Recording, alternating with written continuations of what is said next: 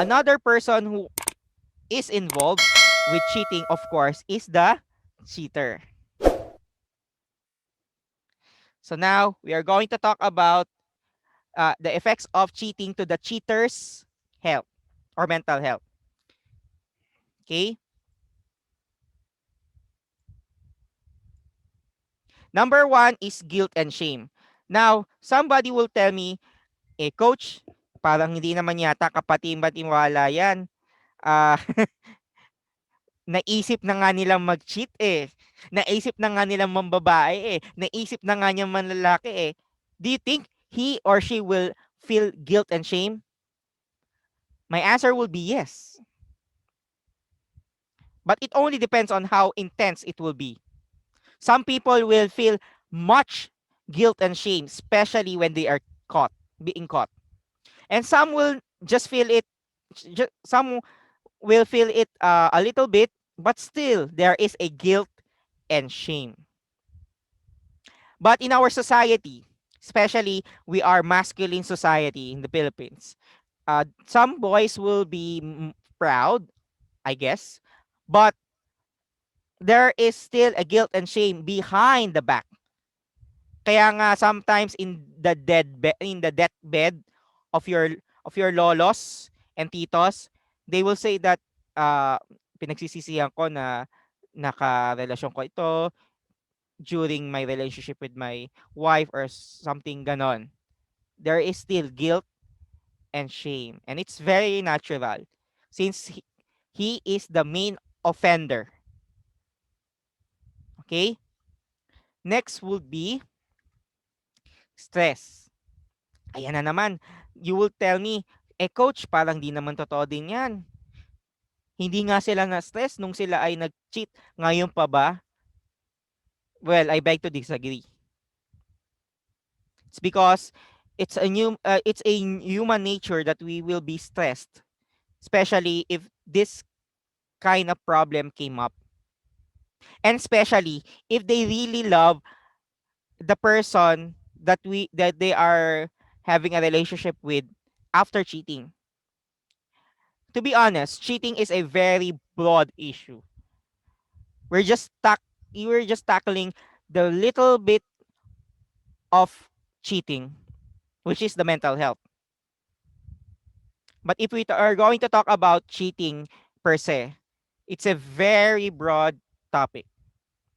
Why can I say so?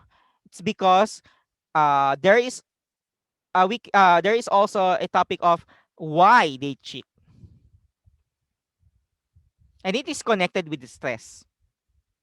Because sometimes it depends on the reason why the guy or the girl came up with cheating.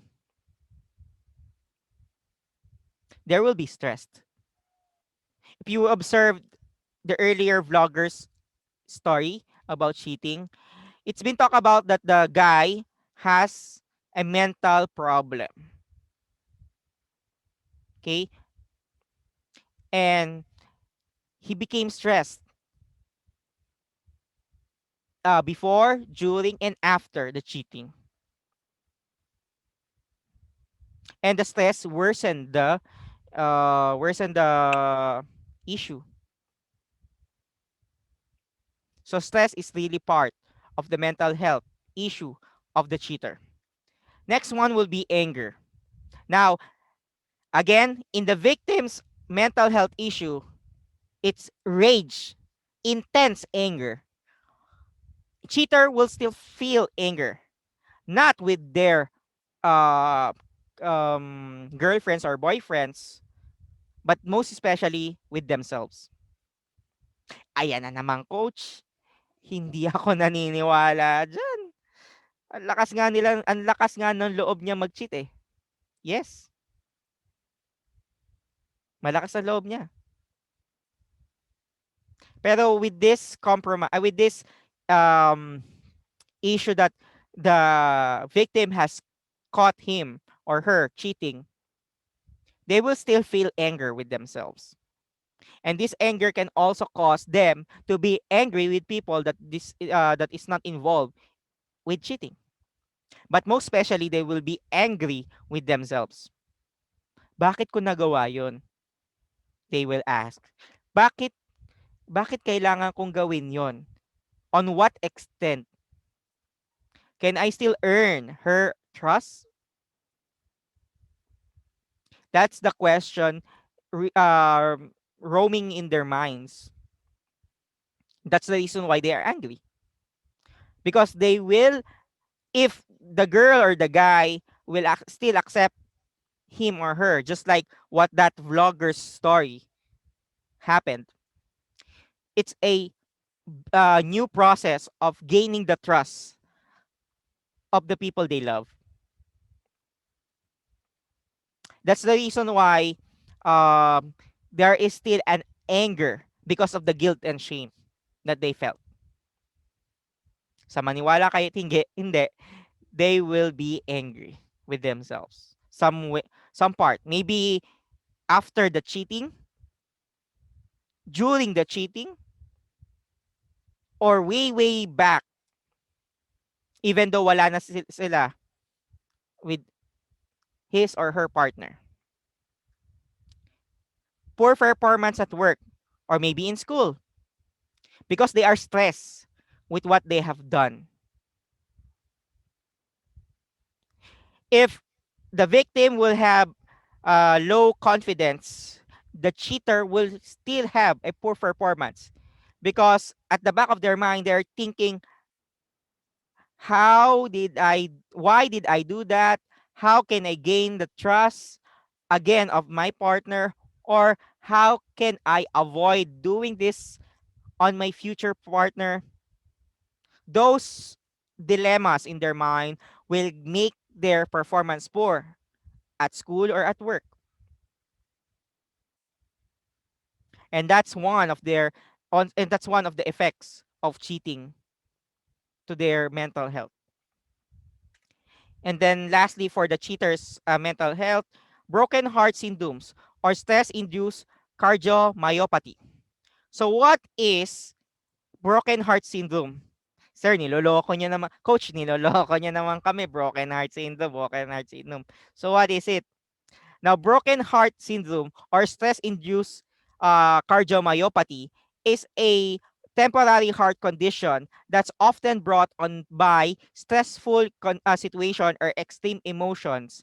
The condition can also be triggered by a serious physical illness or surgery. So yung sinasabi nila, ang sakit sa puso, dama ko yun. Ang sakit.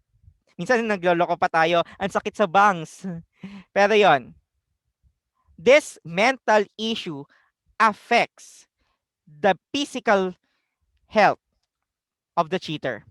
Sometimes um, the victim also experience this, but most likely the cheater will experience this because if the cheater, especially a guy, if and only if, do you know that the guy's cardiovascular health is much or less or sorry is much susceptible for heart disease rather than with the girls.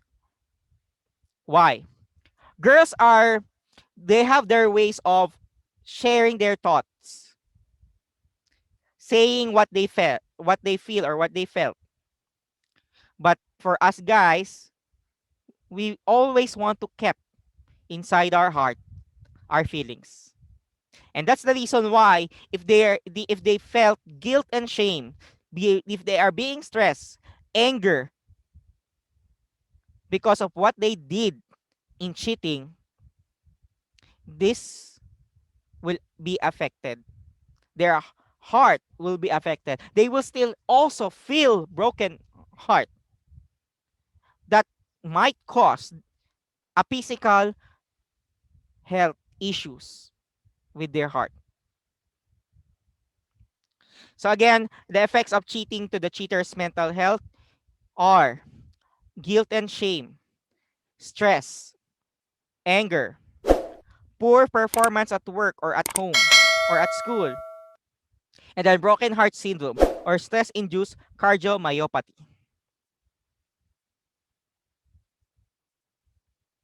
Now, let's move on with the accomplishment.